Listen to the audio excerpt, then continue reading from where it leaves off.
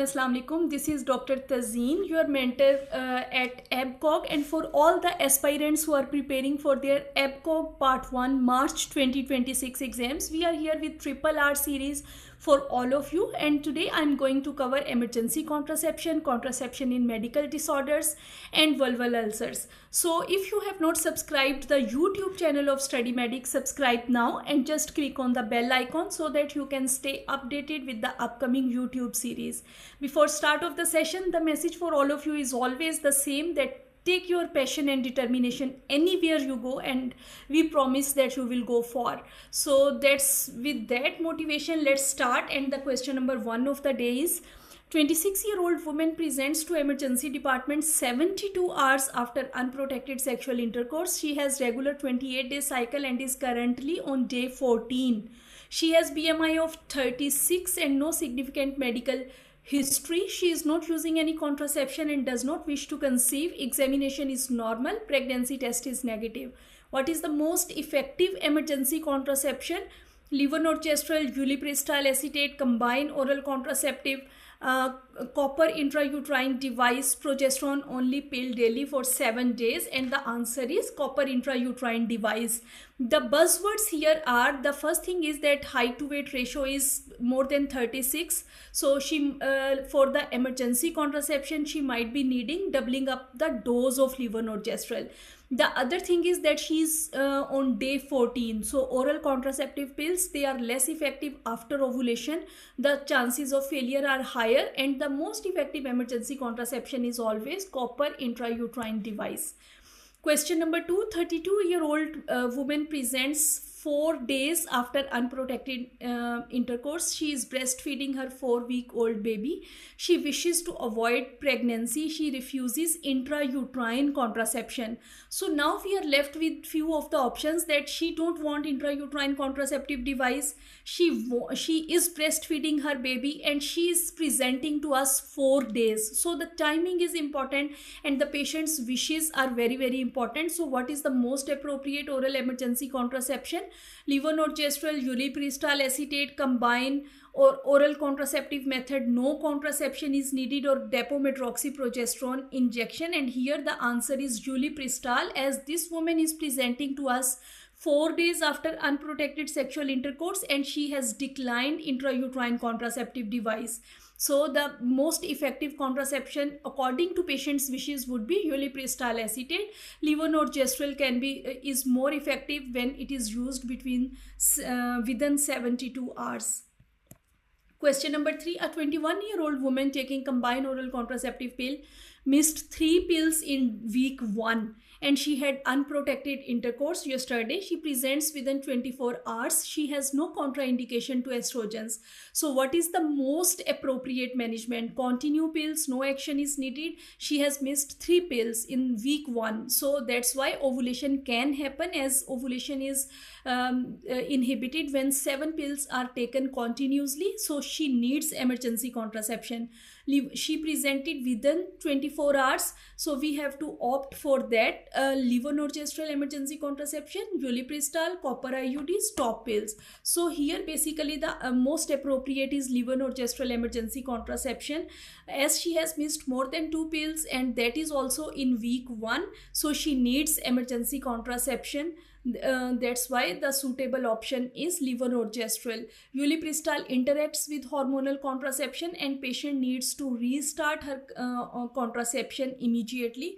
So that's why we are going with levonorgestrel emergency contraception. Question number 4, a 35-year-old woman taking enzyme-inducing anti-epileptic medications presents 48 hours after unprotected intercourse. She declines intrauterine contraception. What is the most appropriate emergency contraception? Standard dose levonorgestrel, double dose levonorgestrel, ulipristal acetate, combined oral contraceptive pills, and progesterone. Now we have to remember that for enzyme inducers, the most suitable contraception is intrauterine device, but that is declined by the patient. So now we are left with other choices for the emergency contraception. It is recommended that we have to double up the dose of levonorgestrel, while ulipristal acetate is not recommended for enzyme inducers. So that's why we are going with doubling up the dose of levonorgestrel, which would be the answer here. A 28-year-old woman presents 5 days after sexual assault. She has irregular cycle and is unsure of ovulation timing. Pregnancy test is negative. She wants the most effective contraception and ongoing contraception. So what is the best method? The first buzzword is that she has come to us 5 days after sexual assault and she wants most effective contraception. After 5 days is intrauterine device, which we are left with the option, and most effective is also intrauterine device, and ongoing contraception is also intrauterine device. So here the answer would be copper intrauterine device, which would be the right option for this patient, which we can go 5 days after sexual assault, and it can also provide ongoing contraception. Now extended match questions. You can see the options from A to O. Each option can be used once, more than once, or not at all. And these questions are about emergency contraception. So 37-year-old multiparous, BMI 38. She presents 4 days after unprotected sexual intercourse. She has regular cycles and she believes she ovulated yesterday. So she has come to you after ovulation. She wants the most effective contraception and is willing to use a long-term contraceptive method.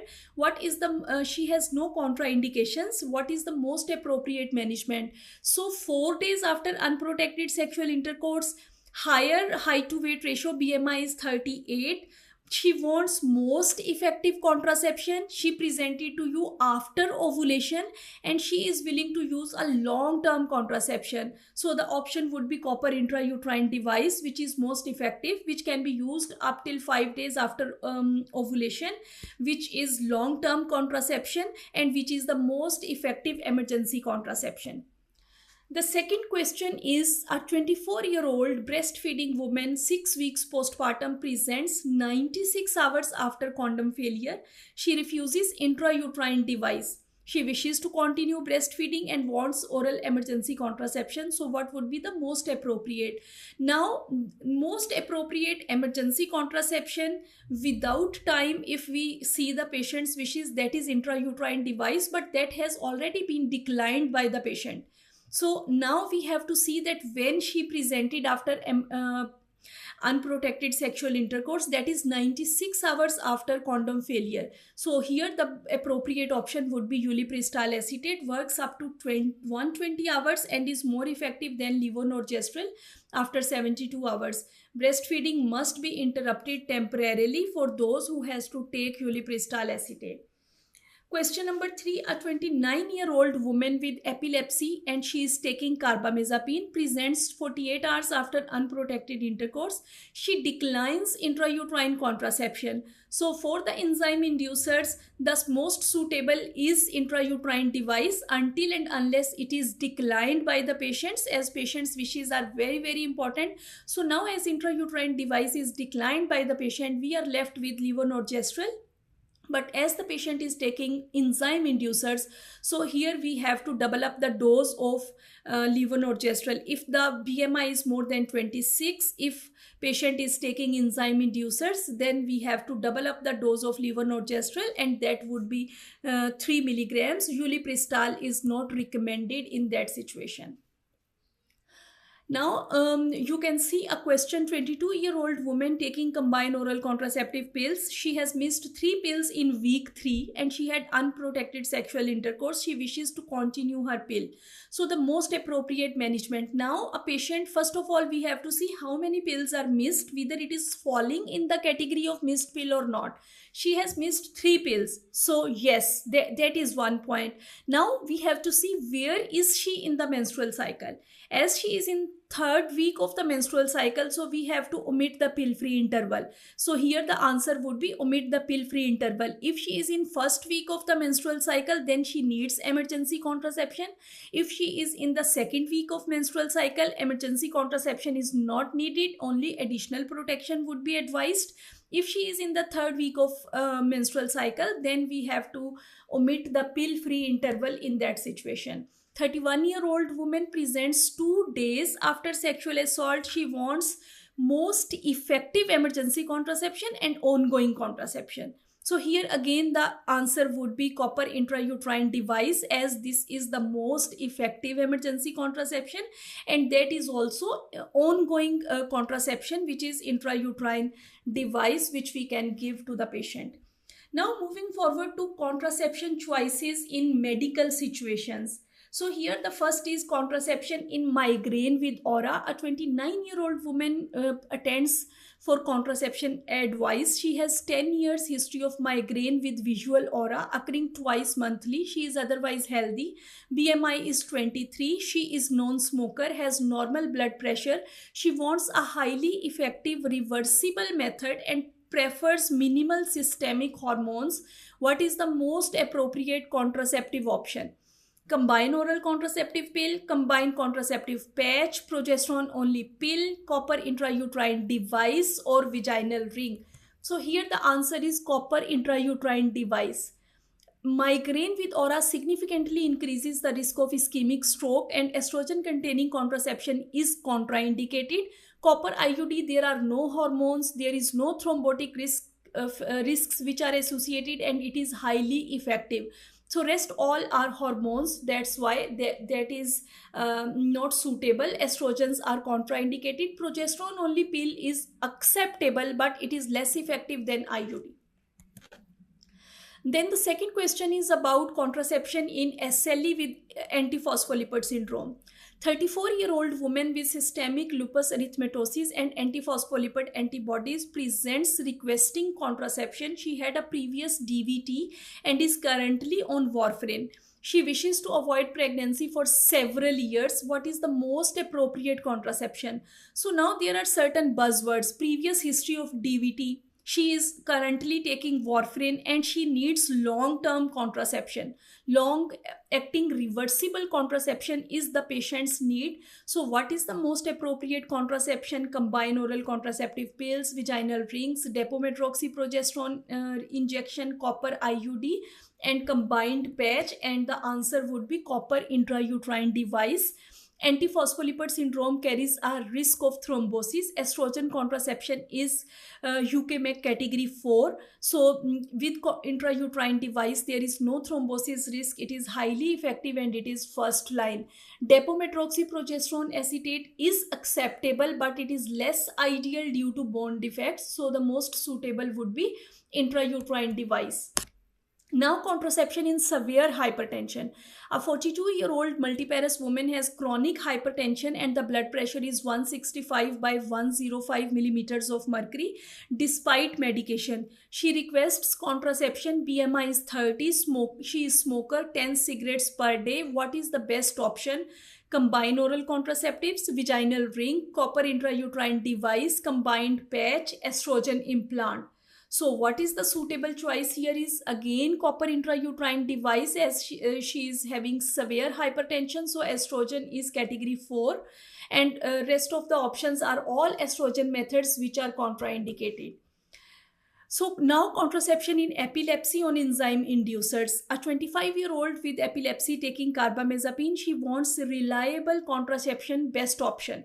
So combined oral contraceptive pills, progesterone only pills, copper intrauterine device, levonorgestrel emergency contraception, and vaginal ring. Here the most suitable option again is copper intrauterine device. So enzyme inducers reduces the efficacy of combined oral contraceptive pills, progesterone only pills, implants.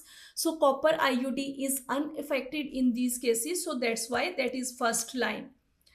38-year-old woman treated for estrogen receptor positive breast cancer for 2 years ago. She requests contraception. So best option, combine oral contraceptive pills, progesterone only pills, levonorgestrel intrauterine system, copper intrauterine device, and vaginal ring. And the suitable option is copper intrauterine device. No hormones in breast cancer, okay, which are receptor positive. So hormonal contraception is contraindicated in breast cancer. Copper IUD is safe, and all other options are containing hormones which are contraindicated. So here what we have to remember is migraine with aura, copper IUD, okay. DVT, and antiphospholipid syndrome, copper IUD is the first line. Hypertension, when it is severe, copper IUD, we have to avoid estrogens. Epilepsy and enzyme inducers, copper IUD, and we have to avoid POPs and COCPs. And breast cancer, copper IUD is the best contraception, and all other hormones we have to avoid. Moving forward to the extended match questions. So the first one is about cardiac disease with mechanic valves. 32-year-old woman with mechanic mitral valve replacement is taking lifelong warfarin. She has been advised pregnancy carries a very high maternal mortality risk. She wants highly effective reversible contraceptive method. She has heavy menstrual bleeding on anticoagulation. Most appropriate contraception, what would be the most appropriate contraception? So here basically the patient's choices are that she is taking she needs long acting reversible contraception, and she wants highly effective contraception. So here the answer would be levonorgestrel intrauterine system. It is highly effective. It reduces the heavy menstrual bleeding, and no estrogen thrombosis risk is there.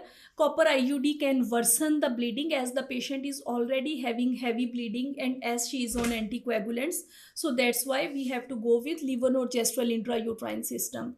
The question number 2 is about contraception in diabetes with vascular complications.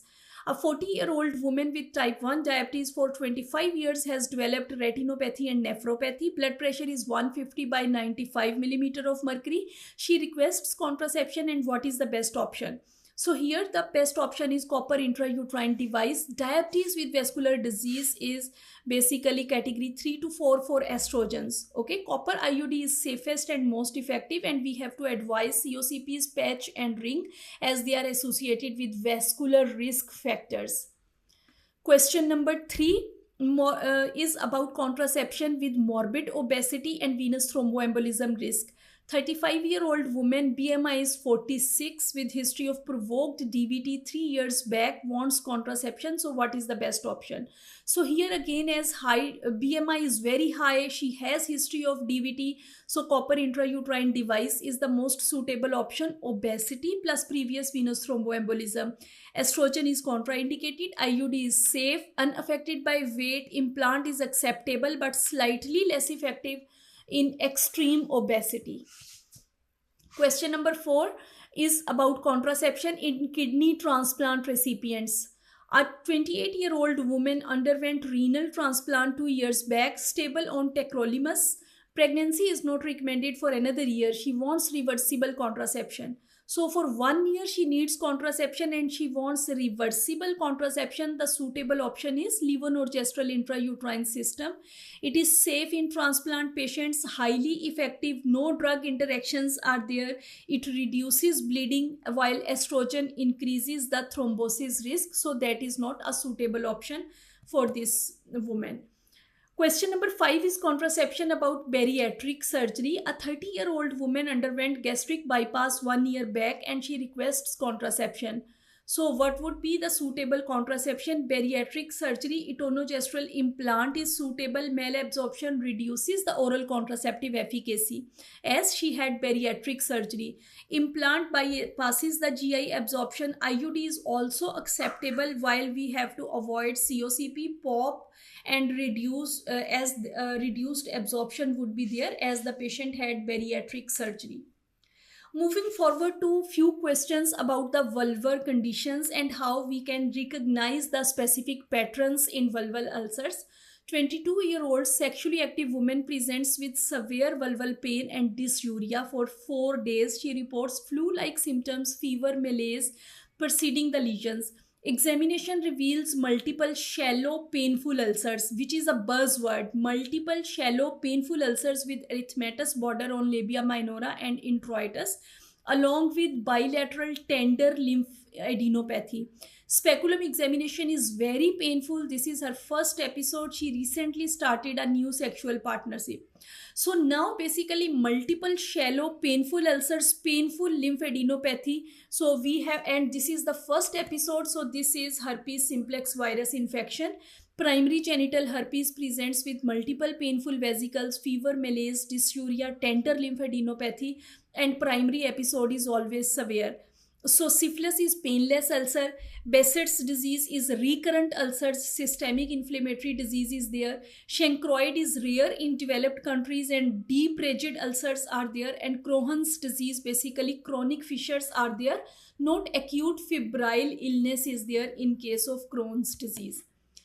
Question number 2, 31-year-old woman presents with a painless vulval lesion.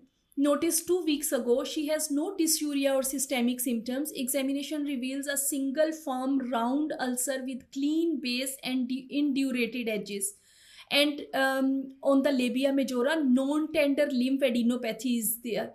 So no painless ulcer and no lymphadenopathy, painful lymphadenopathy is there. So what is the most likely diagnosis among these? That primary herpes, syphilis, Behçet's, fixed drug eruption, or vulval carcinoma? So here the answer is syphilis. As syphilis, basically painless ulcer is there, indurated margins are there, non-tender nodes are there, and it is Treponema pallidum infection. Herpes simplex is always painful, multiple shallow ulcers. Behçet's is recurrent ulcers. Drug eruption is recurrent at the same site after medication, and cancer is irregular chronic ulcer. And then other systemic symptoms can also be there, like weight loss, cachexia. So all these symptoms can also be there. Question number 3, a 27-year-old woman presents with recurrent painful vulval ulcer. So now this is recurrent and this is painful. She also reports recurrent oral ulcers, eye redness, and joint pains. Examination shows multiple vulval ulcers and healing scars are there. So the most likely diagnosis: herpes simplex, syphilis, Behçet's disease, Crohn's disease, and lichen sclerosis. And here the answer is Behçet's disease, as it presents with, it is a triad of oral ulcers, genital ulcers, eye involvement, and autoimmune vasculitis. Herpes simplex are painful shallow ulcer, syphilis is painless ulcer, Crohn's presents with fissures, GI upset, and lichen sclerosis is white plaques, not ulcers primarily, and cigarette paper appearance of the skin. Question number 4, a 38-year-old woman presents with poorly controlled HIV infection, CD4 count is 120, presents with deep painful vulval ulcers with necrotic base and purulent discharge. There is severe lymphadenopathy, herpes simplex virus PCR is negative.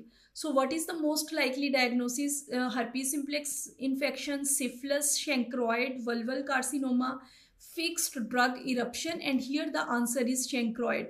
Chancroid is basically Haemophilus ducreyi, which presents with painful necrotic ulcers, purulent base, tender nodes, and it is more common in immunocompromised patients. Herpes simplex virus ulcers are painful, and they have mentioned in the statement that the PCR is negative. Syphilis is painless ulcers. Cancer is chronic non-infective, and drug eruption is not purulent, so that's why the answer would be chancroid.